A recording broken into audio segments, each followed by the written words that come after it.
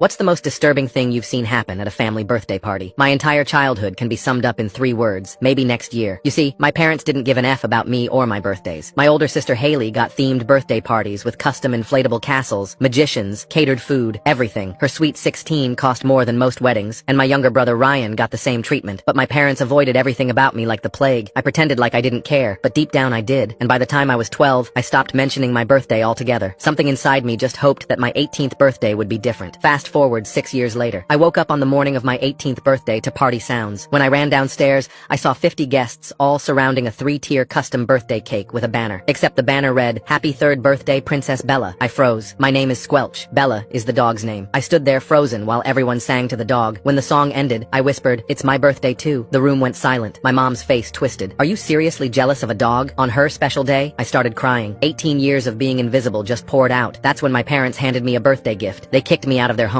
I had nowhere to go. Practically all of my family lived in Ireland. There was only one who lived in New York too, Uncle Dennis. We barely talked, but I figured sleeping at his place was better than the streets. I showed up at his door with a backpack, trying not to cry. He opened it, and his face was stone cold. "Let me guess, you got yourself into trouble and now you need somewhere to crash." His voice was sharp. I just nodded, too tired to explain. "You can take the basement. Don't touch anything. Don't make noise, and this better be temporary." For 2 weeks, I lived like a ghost, made sure to tiptoe everywhere, and always cleaned up after myself. And other than reminding me of the rules, he barely spoke to me. Set strict rules, no visitors. I thought he hated me just like everyone else. That's the first time I thought that my parents were right about me being difficult. So I kept my head down, followed every rule, and cried myself to sleep wondering why nobody wanted me around. Until one night, when I couldn't take it anymore. He asked about my day, and I completely broke down and told him everything. The favoritism, the emotional neglect, the getting kicked out. As soon as I was done talking, I was filled with fear for how he'd respond. And that's when Uncle Dennis said something that changed everything. "They told me you were on doc drugs, said you'd been stealing from them and got violent when they tried to help." My blood went cold. He continued, "They called me 3 weeks ago, said if you showed up here, I needed to be firm and watch for signs of withdrawal. They said you'd lie about why you left." He pulled out his phone, showing me texts from my mother, detailed lies about my addiction and behavioral issues. "That's why I've been so harsh. I thought I was helping you get clean." We sat in silence before he spoke again. "But an addict doesn't quietly follow the rules for